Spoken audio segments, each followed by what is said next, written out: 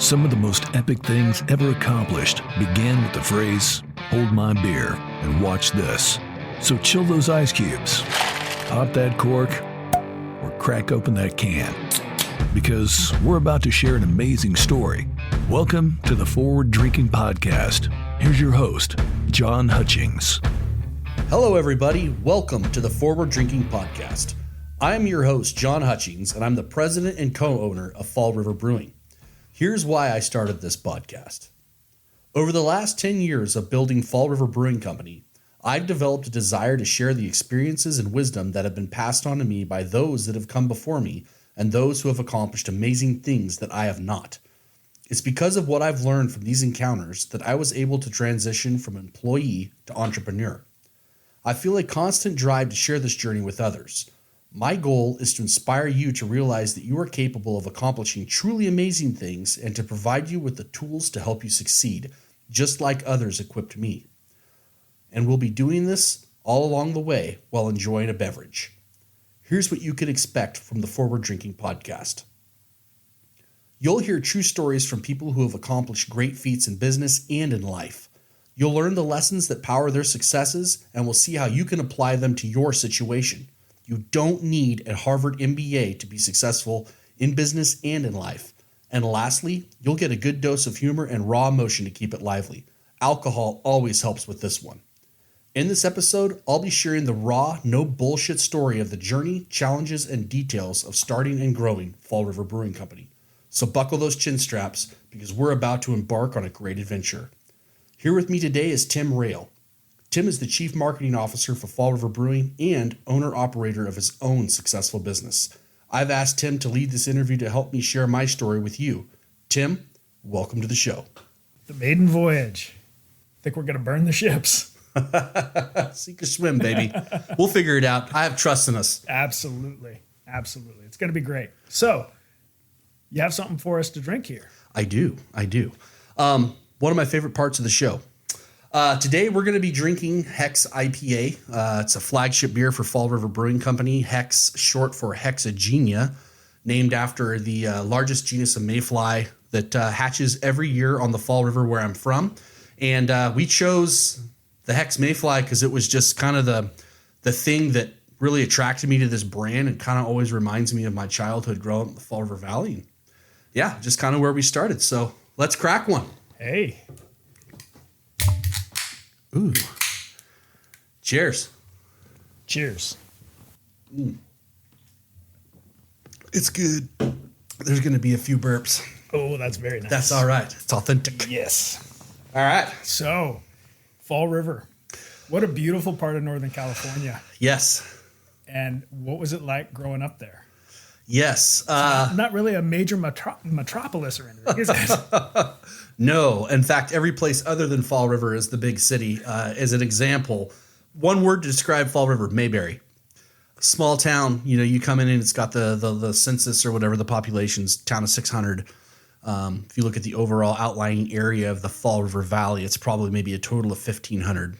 Wow. Growing up as a kid, when we went down to Redding, which was the big city, because it was like 90,000 people back then, that was like going to San Francisco to us. So, yeah, to give you an idea, that's kind of the size of it. But overall, I couldn't have asked for a better place to grow up. I loved it. It allowed me a lot of opportunities. And I'm very thankful for that, being able to play 3 sports. I mean, you talk to people that talk about playing sports growing up as a kid. I played football, basketball, and a high school rodeoed. A lot of people are like, rodeo is a high school sport? Yeah, I used to high school rodeo. And then also was super active in Future Farmers of America, which was it's the largest youth leadership organization in the world, and super active in that. And that probably single-handedly played one of the largest roles in helping me later on down the road through public speaking and that type of stuff. So super thankful that I had that opportunity. So I imagine, too, you probably knew everybody and everybody that was related to everybody. And yeah, probably didn't get away with too much. No. I could take somebody from out of town. We could go down to the local grocery store. We could walk every aisle, and I'd name every single person. We know everybody in the whole town. And yeah, you didn't get away with much growing up there, which was a good and a bad thing, but I would say mostly a good thing. We joke about family trees look like totem poles and whatnot. That's a joke. Just kidding. But I love my hometown for sure. That sounds awesome. I know when we were chatting before the show, you had talked about there was a real pivotal moment that happened in your life early on that really sparked you and kind of set you on a path. Can you kind of talk me through that? Yeah, I was selected between my junior and senior year of high school. I was selected to go to a thing called Boys State. And Boys State. Boys State. Okay. Yeah. Tell us, what's that? Yeah, so basically the whole point was that they selected, it was supposed to be a selection of like the top student or students, depending upon the size of the school. Our school at that time maybe had 150, 200 kids. And they were selecting the top students to go down and basically spend a week at Sac State University, but we actually got to basically run a mock government of California for a week, which included being a day in the Capitol, you know, acting as a state senator or whatnot. Super cool. But it was, I think, done by the, what was it? American Legion. American Legion. Right? I was starting to say Foreign Legion. Yes. American Legion. And they selected, at that time, I honestly think I got selected because I was the best public speaker. It was like an extemporaneous speaking thing along with answering questions. Definitely wasn't the smartest kid in terms of my grades to be selected for that reason. But yeah, we got shipped down there, and it was my first time being around kids from other schools where I was like, holy crap, like these are the best kids of like, say, a private school in the Bay Area. And these are kids graduating with 1,600 on their SATs, 5.0 GPAs, full rides to every major university in the United States. Their whole lives are like laid out for them already. And then there's me wondering if I could even go to a university. And it was the first time that I was like, holy shit, these are the people I'm going to be competing against in life. You know, if I'm going to be a job person, which at the time I didn't know any better. And I was like, damn, you know, this is a wake up call that I'm going to have to learn that we're going to have to start working a little harder and kind of learning how to fight, I guess. Not in the sense that like throwing hands, but in the sense of like, we don't talk about Fight Club. That's right. We don't talk about Fight Club, but in the sense in that, no, I mean, it's going to take an uphill battle of me figuring out my path and my way and how I'm going to get what I want out of life. Is it was very much communicated down there that was what you had to be and you had to do in order to be successful. And they were already at this age, 17, 18 years old. These kids are comparing each other on who's going to be the most successful based upon what school they're going to, what their GPA was. And I'm like, oh man, I'm in trouble. Sign up to be the town dog catcher, you know? Yeah. Geez, man, that sounds like a real reality check. So, yeah. So what'd you do? How'd you respond? Immediately after that, I immediately said, I got to start taking all this serious. And I'd been kind of cruising through school at that time. Lack of better words, taking the easy way out, you know, taking the easiest classes because I knew it would guarantee me an A. You know, if I could get the result, why do things that were going to push me to have to work harder? And I actually shifted gears. At that time, I really started getting studious and going, hey, I need to try to play catch up on these things that I allowed to fall behind. And actually started going into school early, and especially in my math classes where I'd fallen really far behind, and meeting with my math teacher at that time, you know, a couple hours before school, almost daily, to try to get caught up, but was still way far behind. And that kind of transitioned with me into college. But yeah, it was that first foray where I was like, hey, we're going to have to start figuring out how to get tough here. We're going to have a rough life ahead of us. Sounds like you got a benefit of your small town upbringing, right? With a math teacher that showed some dedication by showing up that early to meet with you. Absolutely. And help you out there. So where did that lead? Yeah, so I ended up being fortunate enough to be able to get into Chico State University. And, you know, it was one of my things that I wanted to make sure I graduated in 4 years. My parents very much worked hard to not only help us, but also teach us from the time we were young kids about the importance of saving for a college education. We were going to have to fund it ourselves for the most part. And I wanted to make sure I graduated in 4 years, didn't accumulate a bunch of debt. But, you know, the biggest thing was just getting into school and making sure that I tried to do the best I could, you know. And I transitioned that from, like I said, with my math classes to where it was like, if I had on an average day 2 or 3 hours of classes a day, I was spending like 6 to 8 hours a day at tutor labs trying to get caught up. And it was the same type of thing. A lot of these kids in these tutor labs are like, hey, you really shouldn't be here. You should be going to like a community college, You should be going back and playing some catch up and then maybe coming back. And I was like, nope, we're gonna bust our asses and figure out how to get through this. And I ended up still graduating pretty high within my class at Chico State. But I figured it out at that point in time. I was like, a lot of these people maybe were just going to classes and getting A's. I was like, that's not going to be me. I'm going to have to like work 3, 4, 5 times harder than these guys, or it's not going to happen. Just going to be average. But you at did best. it. But I did it. And that was just, again, kind of a learning and a reckoning at that point that I was going to have to, in a lot of ways, work harder than others, which may seem not fair, but that's life. So you had to build a hard work ethic. Exactly. And that led you into building. Exactly. So, yeah, I ended up graduating with a degree in construction management. And, one thing that really came out when I was in college is that I was definitely, I would say in a lot of ways, a lost soul. I didn't know what I wanted to do. Kind of been that way my whole life, where I just, as a kid, I wanted to be a fighter pilot. So I thought Maverick was cool. But no, growing up in the reality of it, I had no idea what I wanted to do. And my brother had gone to school for construction management at Chico State. Younger brother, I'll just follow what he's doing. He seems to have his shit figured out. So I'll do what he's doing. I'll get a CM degree and just kind of ended up doing what he was doing and kind of followed in his footsteps. Okay. Yeah. So where did you start? Yeah. So I graduated in 2004. I got out in 4 years, 4 years of fun, 4 years of hard work. But I started at the same company my brother started at. It's a company called Granite Construction Company. I worked with some absolutely amazing people there. And I will say it's another place that really shaped the experiences and the learning, shaped a lot of who I am still today.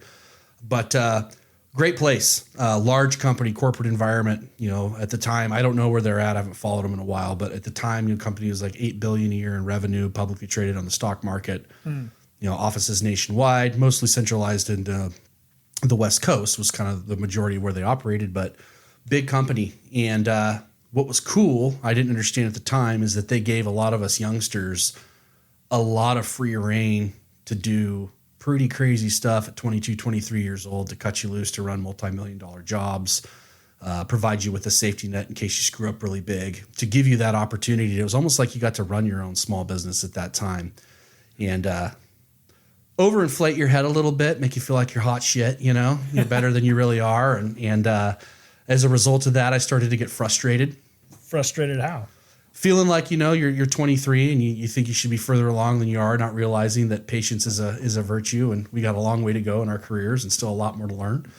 And by the time I was 24, 25, I started looking for another job and ended up leaving Granite Construction to go to work for a competitor company that was a lot smaller but still large. A couple guys that were from Granite that started their own company called Sierra Nevada Construction. And those guys also taught me another hell of a lesson, and that was where I really learned what it was like to work your ass off.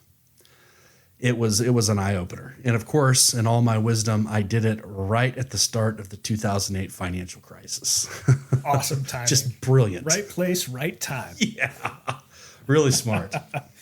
So you started at Sierra Nevada, right in the teeth of the housing crisis.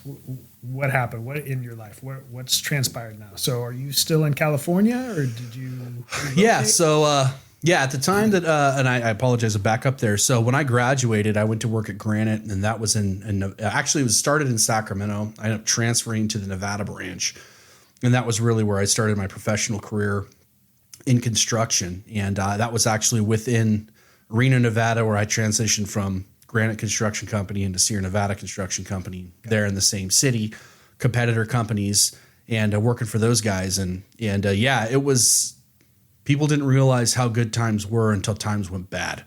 And it was definitely an eye opener of how quick things can go from good to bad. But as I've learned, you got to realize it also swings the other way from bad to good. But in this point in my career, it was like, wow, what an eye opener to see things go from good to bad in a big hurry. So how good were they at that time for you? My reason for switching is that again you start to get a big head thinking that you're in your early 20s and you're running multi-million-dollar jobs and the company's making good money, and I should be getting paid all this money and I'm so important and I'm so special. Not realizing that there's a bigger picture, but. These guys were offering some pretty big bonuses for young guys. You could get up to like a $50,000 bonus for a 23-year-old kid, if your projects performed well. Nice. And I didn't get to enjoy any of that because within the first 3-4 months of 2008, it was like everybody just be thankful that we've all got jobs. Things are going to hell in a handbasket in a hurry. And it ended up being that at the end of that year, I lost my job.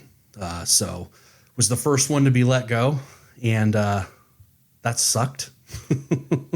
Putting it mildly, yeah. Yeah, something that stuck with me for a while. New guy on the totem pole, but just also knowing I was the first one to be let go. And I was like, son of a bitch, I don't ever want to feel what this feels like ever again. I don't ever want anybody to be in control of my life. Nothing against those guys. They had to do what they had to do. I can't even imagine being in their position because they had a lot of really good employees there that were like family, and they had to let a large portion of their staff go to save the company. It was just an economic thing. Nothing they did wrong. But I was the first guy to get whacked, and that stuck with me for a long time to really kind of shape as well as is where I am now. So how did you deal with that? Well, as we would say in Forward Drinking, Tim, I did a lot of drinking there shortly after. I was out of work for 9 months. 9 months. 9 months. And that was a gut kick. It's one thing when I talked about this earlier, I alluded to 23, 24 years old. You think you're hot shit. You got the world by the tail. We're so great at what we do, blah, blah, blah. How could anything go wrong? And to go from that to sitting on my ass for a few months because I felt like, whatever, I'm going to take a few months off and just kind of relax for a little bit, which was stupid. And then it was like reality set in. I got to get a job. And I'd made some really poor decisions in terms of like personal finances, which was like the next major bummer thing, was having to deal with that. But you go stand in line at the Walmart distribution center in the Tahoe Arena Industrial Complex and try to get a job stacking boxes as somebody who is a project engineer, and they will hire you. That's an eye-opening humble pie eating experience. Humble is the word I was, yes. And all good things. I'm glad I went through it because it humbled me big time. And it also gave me a chance to really fix a lot of the things that I had screwed up. And as I alluded to earlier, I'd allowed myself to get into really bad financial debt, bought a house I couldn't afford because I felt I earned it, and brand new pickup and all these toys and boats and all sorts of shit that I just was stupid. I didn't need and I couldn't afford, and I shouldn't have done that. And that was the first time in my life that I realized the importance of having a mentor in your life. And it was through that mentor that I was able to build a plan and a playbook to try to get myself out of this. And again, one of the low dark points of my life, but probably looking back, I'm so glad it happened to me. It sucked, but I was glad it happened to me because it just taught me so many lessons that I wouldn't have learned had I not gone through it. So you found a mentor somehow. How did that come about? During the period of time that I was off, and a little bit before that had happened, really good friend of mine, I call him my older brother. His name's Mike. His older brother was actually involved, a person in a multi-level marketing business. And I know people are like, oh my God, you just said the bad word, the MLM word. I don't know what names they use to try to describe what it is, but yeah, the pyramid scheme business, I guess.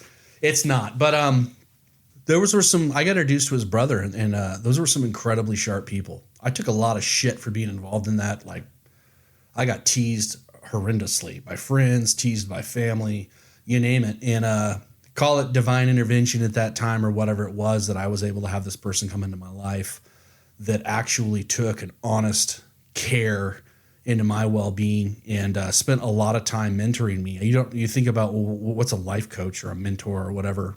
I never really knew what that was.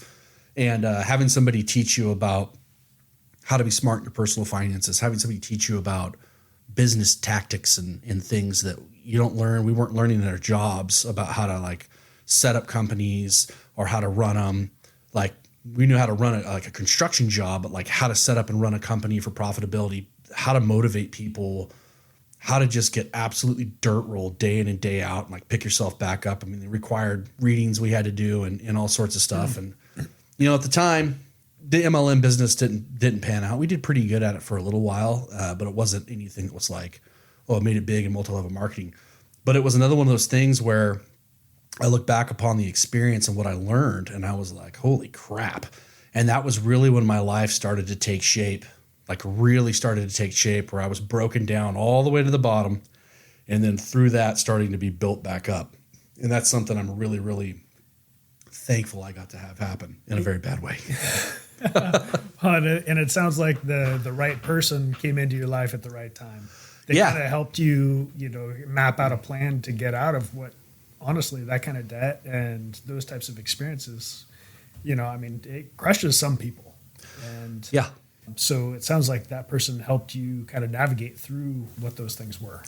Absolutely. And, it's something to be said about, like I said, about having a mentor, being able to build a roadmap and being able to stick to it. And he said, this isn't going to be easy. You're the one that got yourself into this mess. I'm going to lay the roadmap for you, but you're going to be the one to get yourself out of it. And I talked about it with my parents, who at the time didn't understand. They agree with me now that it was a godsend that I was able to get this help. But I said, this is what I'm going to do. And we're going to take all the stuff that I can't afford, and we're going to give it back to the people that I bought it from. And we're going to start saving money, and we're going to get rid of all this high interest credit card debt and all these stupid things that I had done. And we're going to basically start over from scratch. And so how'd you start over? Sorry to interrupt you. No. I ended up having to move back home in 2009 with my parents and start over again, because I lost everything. Lost my house, lost that vehicle. I liquidated everything I could liquidate into cash. I'd say 90% of it went to paying off all the stupid things that I had, the debts against me. We cleaned everything up, but I was left with nothing. And it was a rebuild myself from scratch type of a deal. I was fortunate enough that at the time I just started dating what would be my future wife, which was a tough time to have to go through that. Thank God she was very gracious at that time with me. But I moved back home with my parents at the time. I was lucky that my brother had just started working with a family construction company, and they needed some help. And I was like, I just need a job. I don't care what it is, do whatever. Moved back home, 2009, started working with them, and started trying to kind of rebuild myself again. But definitely knew I was like, we're never going to make those mistakes again. And I'm never going to allow myself to be in a position again to where I am no longer in control of what's going to happen in my life. I think this is a good opportunity to take a quick break. I think we might need to refill our hexes. Yeah. And everybody who's listening, please do stick around, because once we come back, John's going to take us through the founding of Fall River Brewing Company. Inspired by the unspoiled nature of the Fall River Valley, our craft beer community is always open to adventure. It's the spirit of innovation and exploration that move us forward. We push through tough times, step beyond our boundaries, and expand our horizons at every opportunity. Our beers have scaled mountains, floated downstream, been fireside, and a part of all the little moments that make up a life well lived. From small beginnings to big ideas, it's our passion for craft beer and the community that we have created that keep the heart of Fall River, brewing. Whether it's the crack of a can, the rush of a tap, or the clink of a glass, these are the sounds that pull us forward toward connection. Connecting to nature, connecting with friends, and connecting the memories you make with Fall River beers. Fall River Brewing Company is proud to sponsor the Forward Drinking Podcast. We hope these stories motivate you to think creatively, take risk, and put a plan into motion. Fall River Brewing Company, Redding, California. Please enjoy responsibly. Hey everybody, we're back with John Hutchings, president and co-founder of Fall River Brewing Company. Hello, hello. Hey. So, before the break, you were telling us about one of the lowest points of your life. You started working for a plan to recover. That included moving home with mom and dad in the Fall River. Living in a van down by the river. You weren't telling me you wanted to be a motivational speaker. Well, So I did stay at a Holiday Inn Express last night. Hey, all right. So you moved back home to Fall River. You're working in the family construction business. Yep. And it's at this point you decided, I want to start a business. Yeah. Okay. That seems like good timing to me. Actually, looking back, and if I could give any, not that I'm an advice guy, but listen up, whippersnappers. If I could give any advice, probably the best times to do these things are when you don't have a lot to lose. At that point in time, I didn't have anything to lose. So when you're at rock bottom, there's not really much down you can go. Just keep on looking up. Exactly. But I'd been back home for I don't know, 4 or 5 months at the time. I think it was like August or so. I had moved back with my mom and dad, started working with my brother and my cousin and my uncle, and was so thankful that I was able to start getting something going again. And I had a job that I had inherited from another employee that was working at the company. He was an older employee that had been there for a long time. It was a VA job down in Reading. And the project it had come off the rails. And by the time we as a company had figured out how bad a shape this project was in, and I mean, this was at this time, the economic crisis was still full blown.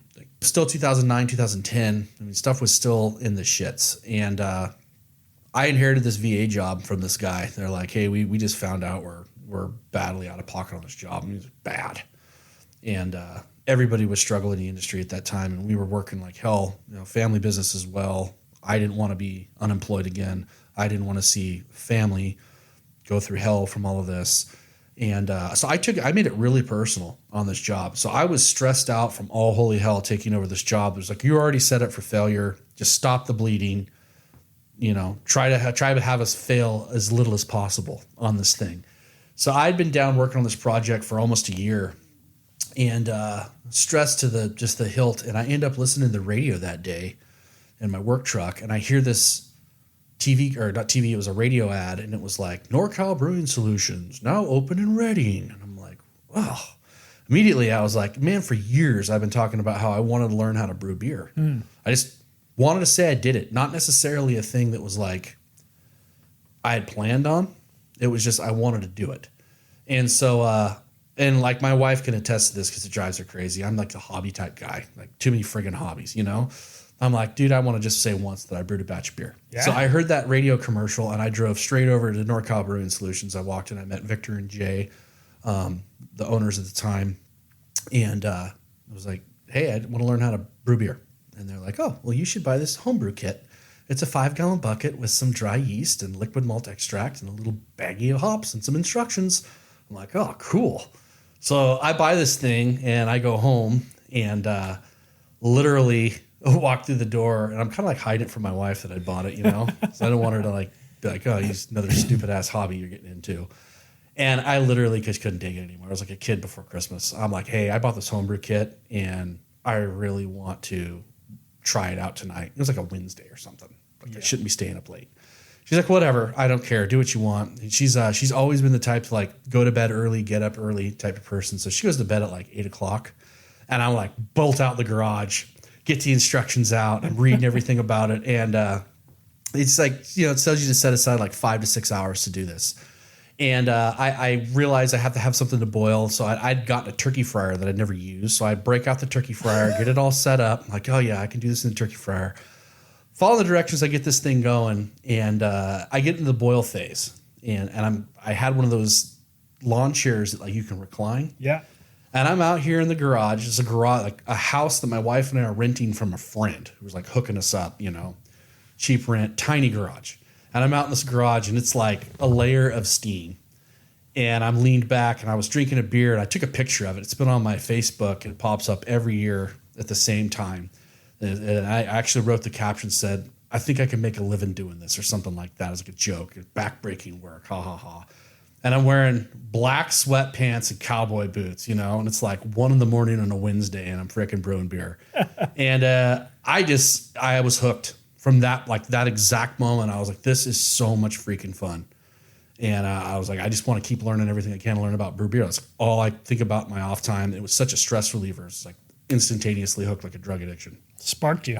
Yeah, it did. That's cool. So then what happened?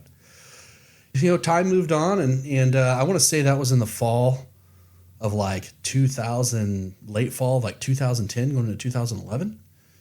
And I ended up having a lot of time off between Christmas and New Year's. The company we were working for was really good about hey, take a week off or 10 days or whatever. Everybody shut the whole company down, recharge your batteries. So I was home brewing the whole time. It's locked in the garage. And my wife and I had a discussion not too far earlier than that where we had both written out bucket lists. And at the top was we both said we wanted to own our own business together. We didn't know what it was.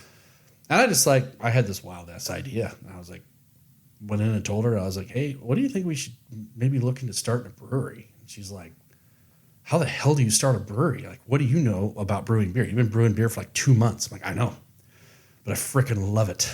Like, I think I could figure it out, Yeah. And she's like, yeah, I don't think we can do that. And we kept talking about it. She wasn't saying no. It was like, I'm interested and I just she's a very detailed person. And I'm like, let's just freaking dive in. We'll figure it out. And I convinced her. I said, hey, how about we start off? I've been reading about these breweries that it sounds so cool. One's called Healdsburg Beer Company, which is still around, owned by a guy named Kevin McGee, who now owns Anderson Valley Brewing Company. There's another one in Bellevue, Washington called Foggy Noggin Brewing Company, which I thought the name was awesome, That's right? Rad. And these guys were really popular because they were like one of two what was called nano breweries in the United States that they were legally set up to brew and sell beer out of their garages in their house. And I was like, what if we did that? Like, how cool would that be? We'll be like one of these destination places where it's you're one of these select few people to get this like handmade beer. And I was like, it'll be a chance for us to try this out. And I think it's something we can fund on our own without like betting the farm. What do you think? And I shit you not, she's like, go for it. I'm like, holy crap, awesome. And I just read this book by Sam from Dogfish Head called Brewing Up a Business. And he talked about starting Dogfish Head on this thing called the Sabco Brew Magic.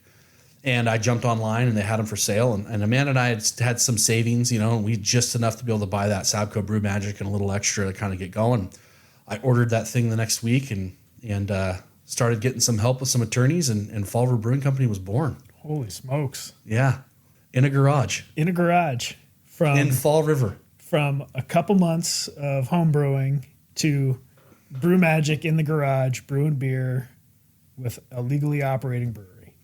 Yeah, it took some time to get all the legalities and stuff figured out. Okay. But yeah, we definitely were brewing like crazy and making the switch from brewing with extract kits to all grain brewing and watching YouTube videos and reading books, and it was just like crazy uphill learning curve, Yeah. And it was fun. Of everything I've done in business, that was by far the most fun part. Just crazy fun times of brewing nonstop around the clock all the time. That's awesome. So then how did you go from brewing beer in the garage at 2 a.m. in your sweats and cowboy boots? Yep. To having a craft brewery that produced roughly 250,000 cases this year? Quite a jump. We, at the time, were brewing beer out of the garage. We got everything permitted. I would recommend, if you're going to start a brewery, for everybody that's listening to this that maybe is interested in that, don't start one in your garage. It's a bad idea.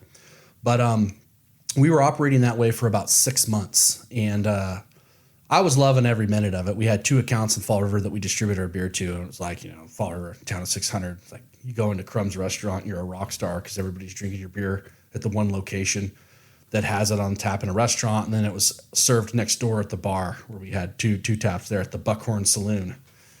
And it was fun. But the reality of it is that it wasn't making money. It was losing money. We didn't have money to put into it, so it needed to make money. And while I was having a blast, it was a massive time parasite, and it was actually starting to affect my ability to get my job done at work, which is not cool. You need to be giving people your all when you're at work, not working on things when you're at work for yourself. And it was just really starting to affect things there. Wait, so you were still working full time? Yeah. Okay. Yep. And then brewing beer in your off nights times. and weekends. Yeah. And we would usually try to get 1 to 2 brews done during the week, which would include staying up till 2-3 o'clock in the morning.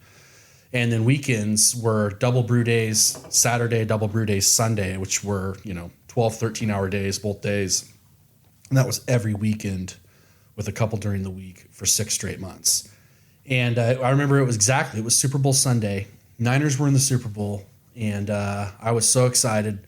And I kept running from the brewery in the garage back into the house to check the score and running back. And my buddy Brent was over, who's one of our taproom managers here at the brewery. And we were both brewing and running back in and checking the score. And I just remember that day I was like, this isn't going to last. Like we've got to figure out what the next step is we can't keep doing this. What's the end game? After the game was over and Brent left, I sat down with the man and I was like, hey, I think today I've realized I either need to get your blessing as my partner in this to say, are we going to do the all in? Are we going to bet the farm? Or do we need to say this was a fun hobby while it lasted and we pissed a bunch of money down the drain, but I had a good time, not so much her. And I need to get back into focusing on my work and being a good employee and moving forward with that. And we kind of slept on it for a couple of nights, and she's like, I support you in doing it because I think if you don't, you're never going to forgive yourself. And I kept telling myself that over and over again, but that was like selfishly me wanting what I thought was best for me. And she agreed. She's like, I think you'll never forgive yourself, and I'll always wonder what could have been. And at that point in time, we're like, all right, let's write a business plan, and let's try to start a legit business, and let's go into this full force. So you wrote a business plan. How long did that take you? I would say it was always a work in progress. I had the main business plan written in like 3 or 4 months, but I kept adjusting it as time was going on. Business plans, I bought a book on writing business plans, and I listened to all these YouTube videos and podcasts and stuff, just trying to figure it out. And I think it's important to write a business plan, but I will say this, and one of my most favorite quotes from a guy I love is an author, Jocko Willink, who was a Navy SEAL, writes these books, Extreme Ownership and Dichotomy of Leadership. He says, the best plan goes to shit after the first shot's fired, right? And I think the most important thing to take from that is you can plan all you want, but how you react to things when you're in the moment is probably more important. I mean, I agree, you need a plan, but we plan like hell.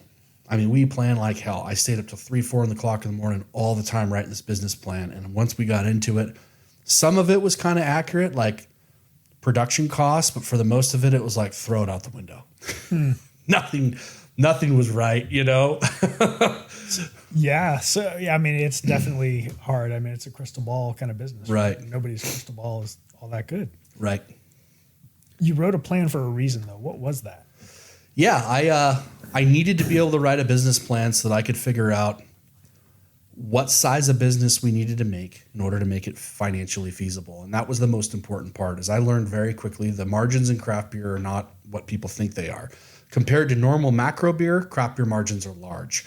But the thing with macro beer sells a shit ton worldwide, right? And when you say macro beer, you're talking about like Coors, Bud, right. Heineken, these massive producers. And so just looking at the margins, I was like, okay, we're going to need to go bigger than some of the places where I'd visited these small breweries. I was like, there's going to have to be bigger than that. And so we did a good job figuring out the initial, what's it going to cost to buy that equipment? What do we think it's going to cost to install it?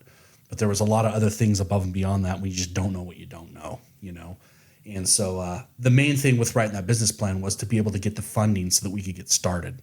Okay. And that was the main reason behind that, which did a pretty good job getting at least the initial construction costs and the cost of the equipment. We did pretty good at that. Right. And so it sounds like from our initial conversations, you were saying that you were able to partner.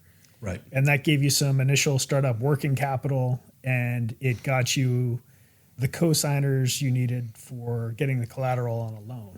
Correct. And so, yeah, a lot of folks, and we'll talk about this later on in the podcast, is really important to this, but a lot of folks ask about, what's the most important part of starting a business, or what maybe is the hardest part of starting the business. And that was the thing I was struggling with the most. That was the thing that was holding me back, was where does the funding come from?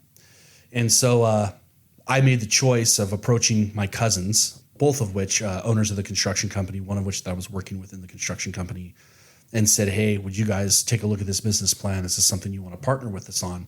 Because knowing that we had no collateral, we had no ability to get funding, we needed startup capital, as well as we were going to apply for an SBA 7A loan to be able to get the mass portion of the loan to be able to buy the equipment and stuff. So they joined forces with us. So basically we sold 50% of the equity of the company as offset for that in order to get the funding. And then from there, we were able to kind of fast track and move forward.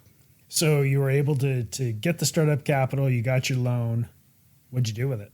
Craft brewing was just starting to kind of catch a buzz at that time. Oh, no pun intended. No pun intended. Come on now. People were getting drunk on hops. And we had heard some rumors that there were some other people that were looking at starting breweries in the area. That one of the things that I'd kind of sold on this was like, we don't have a brewery in this area, and a lot of economic development stuff that was saying breweries bring a lot of economic development to cities at the time. It was a big deal. And so we fast tracked. We just tore into it as fast as we could with getting the brewery built, getting our funding, getting all of our paperwork done. Went out and actually hired help. So it wasn't just, me going at this with putting out crappy beer and trying to get, get going and have people give me the grace that, eventually we'll be drinking good product, but it's local. We went out and actually hired a professional brewer to help us get started as our one employee. And we hit the ground running, and it was 4th of July, 2013. We brewed our first batch of beer at the airplane hangar that was next to the construction yard, where we opened the brewery in, like I said, a construction yard kind of by Bernie Falls State Park. Okay. Shasta County required zoned industrial property, and there's not a lot of that. So garage doesn't count anymore. Okay. So we got her going, and that was the day that everything began. July 4th, 2013. Okay. Well, that's a monumental day, not only for our country, but also for you as a person and a business. Freedom, baby. Yeah. So then since that time, what has happened with Fall River Brewing Company along the way? 2013, we got going. We ended up signing a couple of distributors. We ended up building a tap room in Reading. That was huge. Without that tap room, the business would have never survived. We needed that retail margin to keep the business alive. And 2014, we signed 2 more distributors, one in Susanville, one in Chico. And 2015, economy was still just the shits. It was in the tank. And at that point in time was when I ended up approaching our partners at that time about buying them out. And we'd had some discussions about just things were tough. And we'd had some discussions about, hey, we need to figure out what we can do to try to get them their money back, get them off the co-signing for that big ass loan, and allow them to be in a position to be able to focus on their main mothership business. And so that then embarked me on another mission of trying to figure out how to buy them out. But once we got past that, I was able to move from there. We got through that whole buyout process, and it was like 2017. We're like, we've got to figure out what we've got to do to get this business moved. Things were starting to look up, and that was good. But we needed to position ourselves to be in a city at that point in time, and so that was when we ended up looking into moving the business to Reading. So you moved. Well, actually, 2016 was a pretty good year. Yeah. Yeah, the airplane hangar running at max capacity. Yep. You guys were brewing beer left and right. It was selling. Yep. Making money. Some money, right? But you were scaling beyond where you could go. Absolutely. We'd hit a glass ceiling for sure. So take us through that decision point. Like what did that look like for you? Yeah. So it was because you've got like a crossroads, right? You're like, hey, can we sit here and make money and be happy with this? Right. Yeah. When we initially set out to build this business, one thing that my wife and I had spoken about was like, what's the end game for it? And for us, it was like, we need to be able to build a company that people can work at for a lifetime. They can create a career out of it, and they can retire from it, and 2013, 2014, and 2015 were some rough years. And I'm appreciative that my cousins helped us get through those because it was tough. I mean, it was tough. And just kind of like I alluded to before, as things can swing from good to bad really, really fast. A buddy of mine was always telling me that when I was going through tough times. Vice versa, things can also swing from bad to good just as fast. And 2016, it was like this transition. People knew who our brand was all of a sudden. Our tap room was packed on a regular basis. We were able to kind of get our debt load to where the revenue and the profitability was way bigger than what our debt load was. We weren't bleeding to death, under that anymore. And we were actually every month positively, the bank account was growing at a nice, good, steady rate. And it was fun for 2 years. I would tell you, man, I feel like I'm kind of king shit, Mark Cuban over here. And for a small business. And, I was like, we just started running into things that we didn't plan for when businesses grow. I think the biggest thing we made a mistake was I planned for how do we hedge our bets if everything goes wrong? And what would be the best to make sure that we're not going to completely just get out over our skis. And I didn't plan for what happens if everything really goes right. And so we hit a glass ceiling right off the bat. I'm like, okay, a bunch of things. We've got wastewater issues we've got to deal with now that we didn't plan for, that we were creating a huge problem with that. I mean, things you don't think about need to be on a city wastewater treatment system. And we need a bigger facility. We need to be able to have offices. I mean, during that whole time, if I had to have a conference call, I used to go out and sit in my truck, you know? Love that. Yeah. That's awesome. That was my office. So we ended up finding a property working with Hadrick and Company Real Estate and through some friends, the Jensens that own Reading Distributing Company. They showed us the current building we're operating in right now.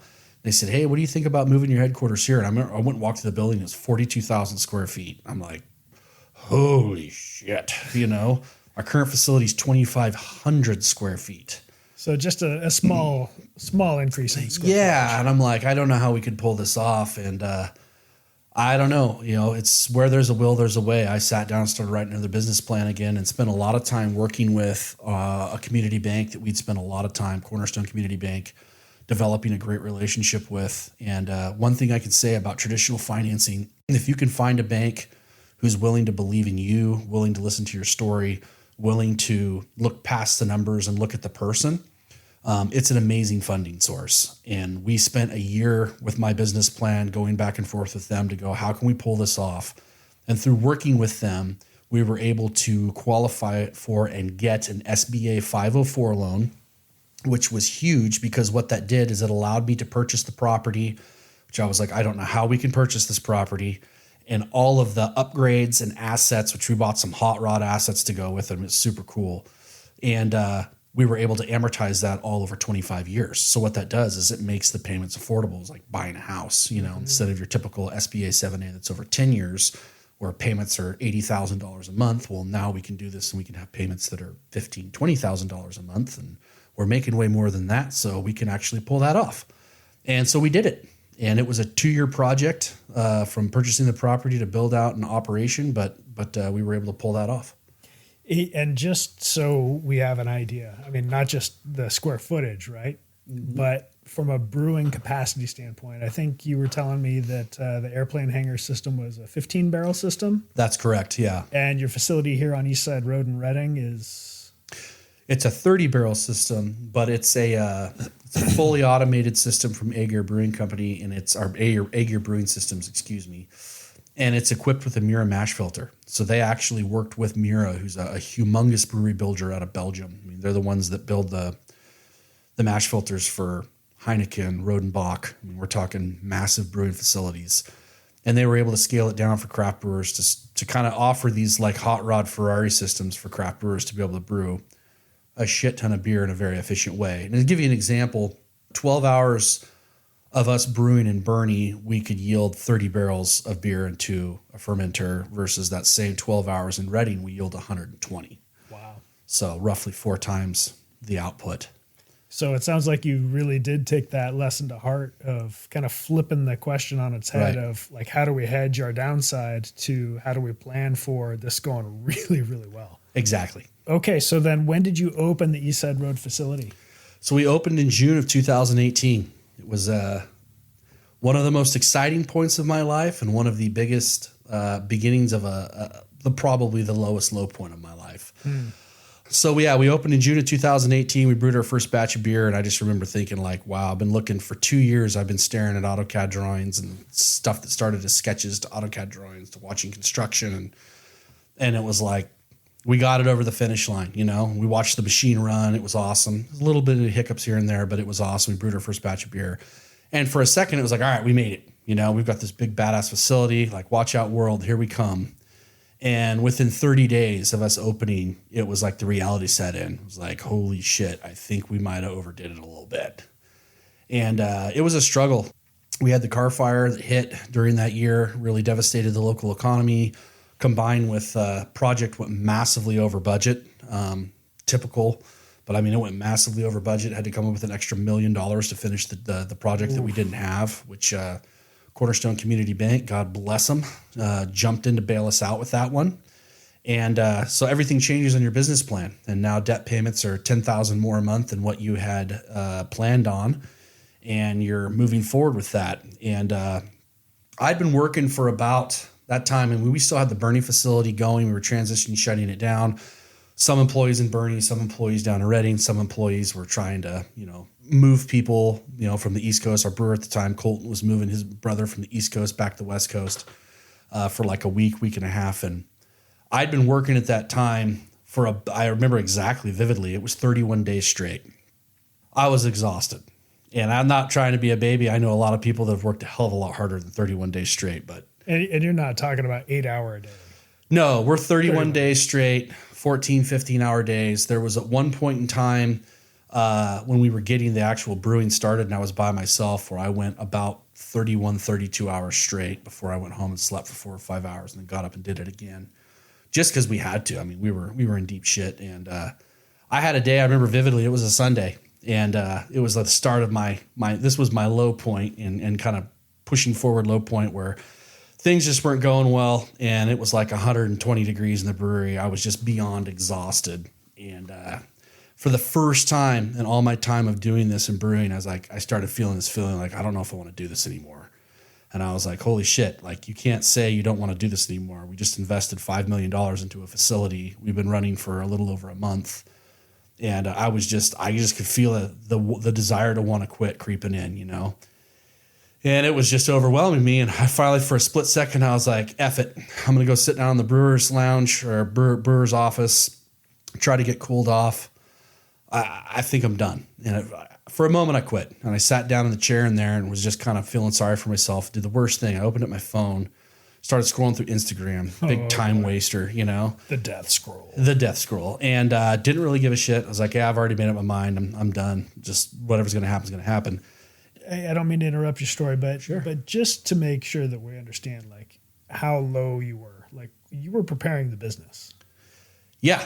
I mean, things were just not going well. You know, we knew things were in bad shape. I mean, we were wondering at that point whether we should even start preparing the business to start filing for bankruptcy, you know? Yeah. And I'd always had up to this point, we'd gone through a lot of bad shit up to this point. I mean, we glossed over a lot of that because, you know, but I've always had it sucks and this is really bad, but it was always like, I know we're going to figure this out because I just wanted it so bad. So it was like, sometimes you sell yourself a line of shit just because you want to hear it so you can keep going. And for the first time, it was like I wasn't selling myself a line of shit anymore because I just kind of knew. I was like, this is overwhelming and I've worked so hard and I'm so tired and I just want an out. And I hit a breaking point and I opened up my phone and I don't know, call it divine intervention, whatever. You know, it's always been one of those things that's been very hard for me to talk about with people, but I made sure to rehearse this today so I wouldn't be a bawling, blubbering baby going through it. But I opened up my phone. I think it was like Alpha Motivation or something that I'd scrolled onto, and it was a motivational talk by Eric Thomas, and the topic was called "How Bad Do You Want It?" And I just locked into it. I'm like, what's this? You know? So, and it starts going. It's like telling a story. I'll try to paraphrase as best I can, but it's like this kid talks to this business guru about wanting to be successful. He tells the kid to meet him out at the beach at 4:30 in the morning and makes him wade out in the ocean. I'm really paraphrasing, but I recommend people listen to it because it is pretty inspiring. We're going to put the link to the video in the show notes. Awesome. And long story short, he just grabs his kid by the back of his head and he just rams his head under the water in the ocean. And the kid's clawing and scratching and fighting. And he holds him under until he thinks the kid's about to drown, lifts his head back up, crams his head back under. Then the kid's just about to drown and he lifts his head back up and he asks him, what did you want more than anything when your head was under the water? And the kid's like, I just wanted to breathe. And he's like, exactly. So when you learn how to look at your business and your success as bad as you want to breathe, you'll be successful. And it just hit me in that moment. I was like, oh my God, just started bawling. I was like, you effing baby. Like, how dare you? You know, we've come way too far. And I ended up just like looking at that moment. It just turned everything around, as weird as that may sound. And it was weird. I went from like feeling sorry for myself to just filled with rage, like all in one moment. And I was like, dude, I'm not going to let this go. And I want to know what it feels like to see something through, even if this isn't going to make it, because at that time I was like, I have no idea how we're going to pull this off. We are so effed.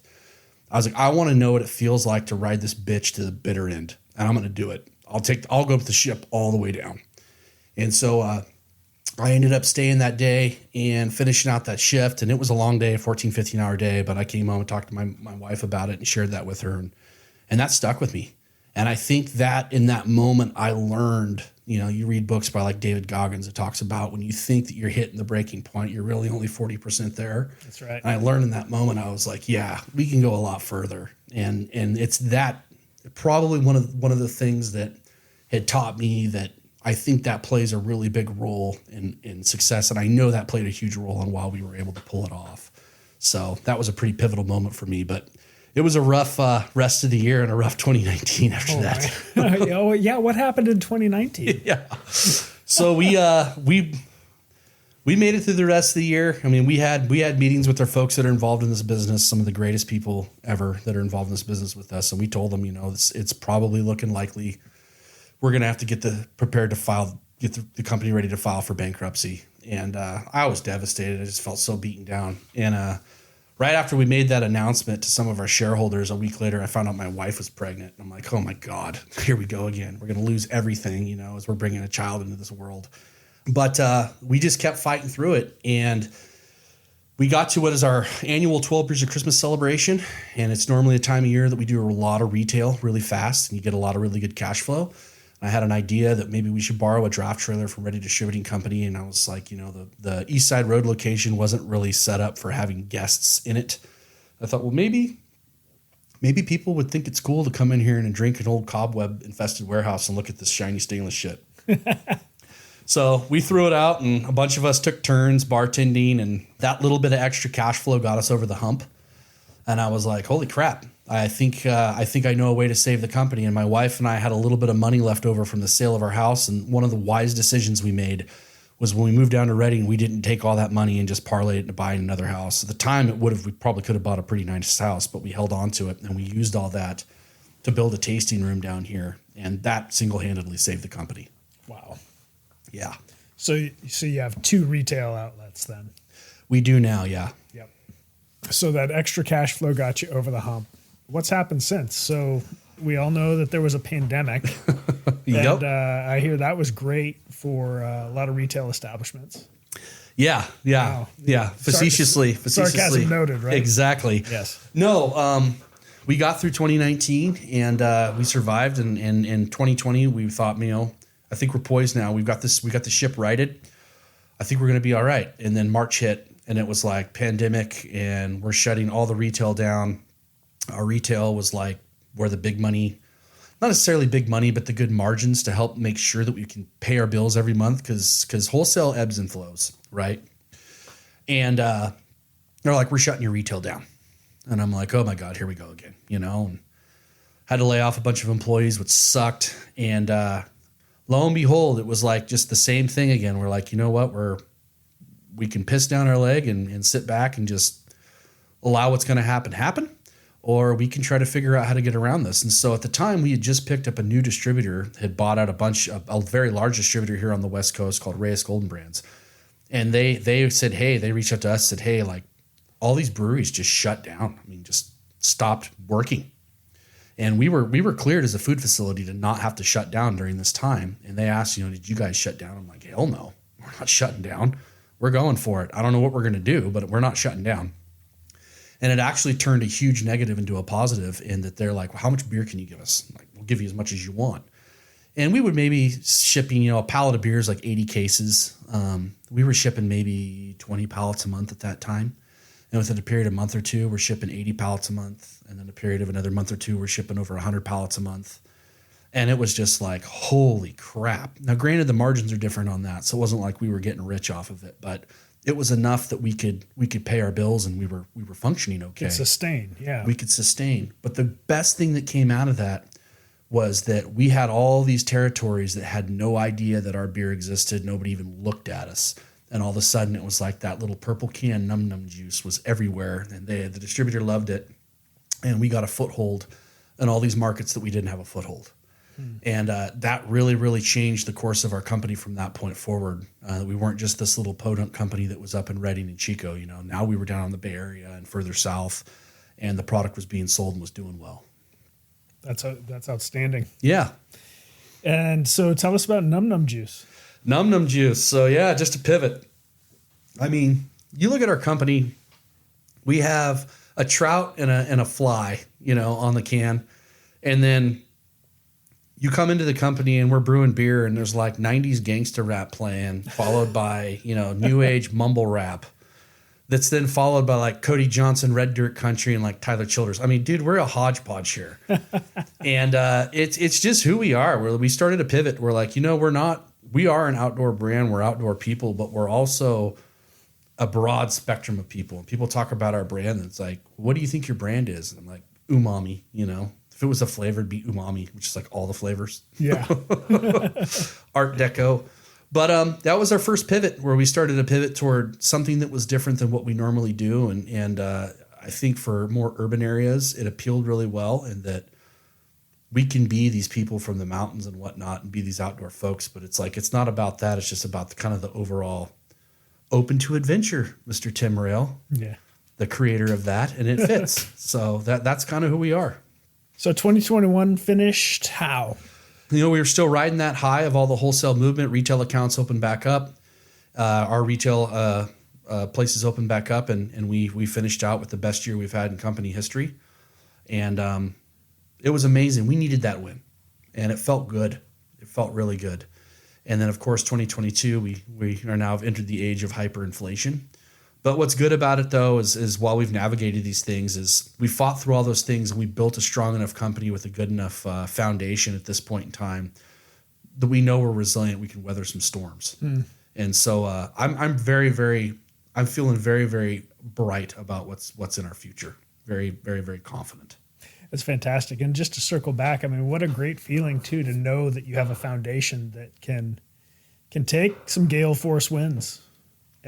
And sustain and survive, and to know that you've got that adaptability. Yep. Yeah. We can all say that we've been battle tested for sure. Yeah. So just kind of reflecting back on our conversation today, John, at virtually every step where there's been big growth or big challenge or whatever, it's been coupled with a substantial investment. How do you pull that off? Yeah. So one of my exciting reasons of why I wanted to start this podcast, and being able to pull off funding, I think, is one of the hardest parts about starting a business, in my opinion. Now, people may vary on what they think is the hardest part about starting a business. They may say it's coming up with the people, it's developing the culture, et cetera. And I want to hear those stories, and we're going to share those with you. But for me, what was always the holdback, when I've been asked by so many people, is how do you get funded to do this? Where does the money come from? And there's a million ways to skin a cat. What I mean by that is you can do it in a bunch of ways. For us, it was mostly done through traditional financing. So to bridge the gap to get to where you could get traditional financing, we took the road to start with. In the beginning, we started with partners. And banks don't loan to people who don't have collateral, right? We had none. And so we sold equity in the company in the beginning in order to be able to get not only the startup capital, but as well as the ability to have that collateral to become bankable. And then from there, for people that want to go down this road, because I'm going to speak from my experiences, and I think they're good experiences, because when you learn how to become bankable and you learn how to work with hopefully a community bank, maybe you can work with the large ones too, you have a pretty much unlimited supply of money at your fingertips. And depending upon what's going on with interest rates and whatnot, it's the cheapest way, in my opinion, to get money without having to give up the farm. So you look at a lot of these folks that go through selling equity as their primary form of getting money into the company. Well, every time there needs to be a cash infusion, you sell more equity. Well, if you're not one of the ones that has the money to keep doing the cash infusion, every time a cash infusion comes, you, as maybe the starter of the company, now owns less of the company because you're not contributing to buy more equity, right? And you can have a lot of these situations where you start off as a 51% majority, and after 3 cash infusions, you're now 5% owner to people that are just money backers. Yeah, and that delusion is brutal. It is. And a lot of folks get really pissed off about that because they think they got sold a bad bag of goods, and they don't understand why don't I own the company anymore, why I'm not majority. And it's like, you weren't the one putting all the money in. You're not the one taking the risk. So you have to understand those things. And so if you're banking with going through a bank, you can get that funding and not have to give up all of your equity. And that was why we chose mostly that route. And we were able to get the bank notes and stuff tied to my wife and I only, so that we could say that nobody else is posting their assets as collateral, And we went with that route for that reason.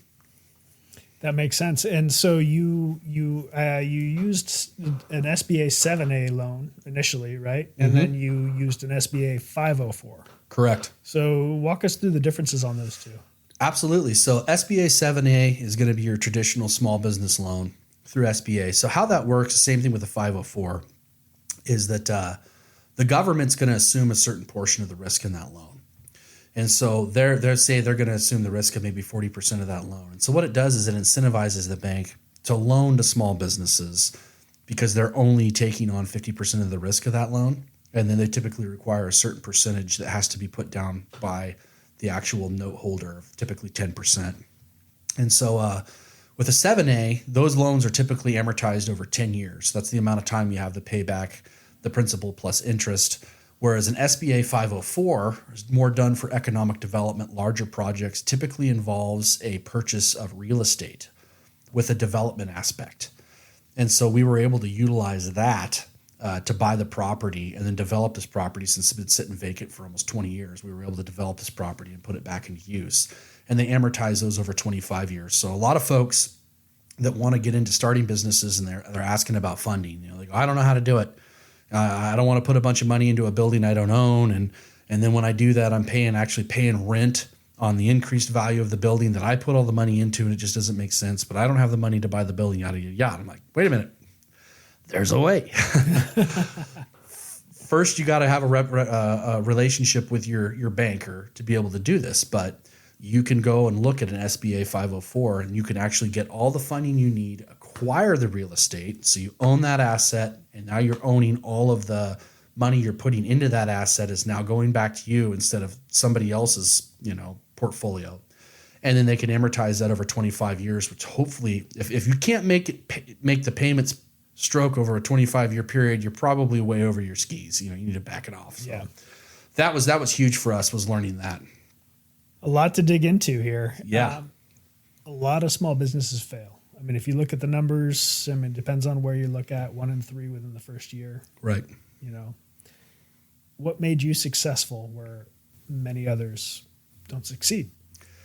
There's a lot of things, obviously proper prior planning, but honestly, I think it really comes down to what I see for a lot of it is just what are you willing to give up in order to be successful? How far are you willing to go? In my opinion, and I think a lot of people get into this not realizing the commitment that you're going to have to put in to make it work. And for everybody, that's something you've got to figure out yourself. One thing I hate the most about talking to people who ask, and I don't get this a lot because it's not like I'm some big business mogul, but I've had a lot of people ask, how the hell did you do it? And it's like, well, what's your priority level for being successful? And they're like, if I was a 1 out of 10, I'd be a 10. I'm like, really? More important than your wife? Is it more important than your kids? Oh, absolutely not. It's like, well, then it's not that important to you. And I'm not saying that it needs to be more important than your wife and kids. I'm just saying that priority has to be there. So what are you willing to give up? And the statement when I talk to people who I give advice to, if they're asking about trying to do something, and I go, well, what about this? What about that? And they go, oh, yeah, I will, but. It's like right there. It's like if that word I will, but comes out of their mouth, I'm like, more than likely you're going to fall into that statistic of being a failure because you're not committed to the end game. Outside of that, I made mention before about mentors. I think that's another huge one. You need to find many mentors in your life, mentors in business, mentors in your personal life. I remember from the, my Amway days in the MLM, the guy was telling me, wise man has many counselors. You think, that guy's got all the answers, and you figure out they have 5 people that counsel them. It's true. And I think having a lot of mentors in your life will help you navigate how hard this is. Because it's, I make no mistake to anybody. There might be the people that got in and got rich quick overnight, and it was a walk in the park. It has been nothing short of an absolute dogfight for us. And it will probably remain that way. But I think that's what separates people that make it versus those that don't. Would you do it any other way? No, I wouldn't. So you love the fight. You're scrappy. Yeah, I mean, it is what it is. Through all the things that I've talked about that were shitty, that when I went through them, I was like, I'd do anything to make this go away. It's like, when in doubt, zoom out. Step back and look at it and give it some time. And I'm like, yeah, that shitty thing that happened to me is like one of the greatest things that ever happened in my life. It shaped me for who I am. It taught me some of the best lessons you learn from failure. And if I changed any part of it, I wouldn't be here. So you have to take the good with the bad. So what lies ahead for you? we're going to keep rolling with this company, and we're excited to see where it's going to be in the next 3, 5, 10 years. But as far as entrepreneurship, I think we're just now getting into a position where we're starting to pivot and look at starting some other businesses and other ideas and throwing ourselves into the fray again. But I'm really excited for what the future holds, and I'm really, really excited to hear these other people come onto this podcast and share their stories and talk about the wisdom and the journey and the struggles, and it's exciting. It's going to be so great. Well, John, thank you very much for being so open about your experiences in this incredible journey that you and Amanda and the Fall River Brewing team are on. And also, thanks for the hacks. Still one of my favorite beers. I look forward to enjoying many more of those. To everybody out there, thank you very much for listening. And I'm going to turn it over to your regular official host to close this out. Absolutely. I hope you enjoyed our first episode. And more than anything, I hope you got a chance to get a glimpse of who I am. For those that don't know me, what we're doing. We have a social media site set up for this. Please go on if you enjoyed what you heard today. Like and follow and subscribe to our podcast. Help us get this thing going. Our goal is to change lives. That's why we're doing this. And if I can motivate and inspire one person, I mean, all of one. So hopefully we do that. And buckle in, because we've got some more episodes coming up. We're excited for our next one that we'll be recording here very soon. And it's a great story that I can't wait to share with you. So until the next one, cheers. Thanks for listening to the Forward Drinking Podcast hosted by John Hutchings. Has this episode motivated you to create your own amazing story? Then please subscribe and leave a rating and review on your favorite podcast app. You can also follow the Forward Drinking Podcast on Facebook, Instagram, or TikTok at Forward Drinking Podcast. Thanks again for listening. Until next time.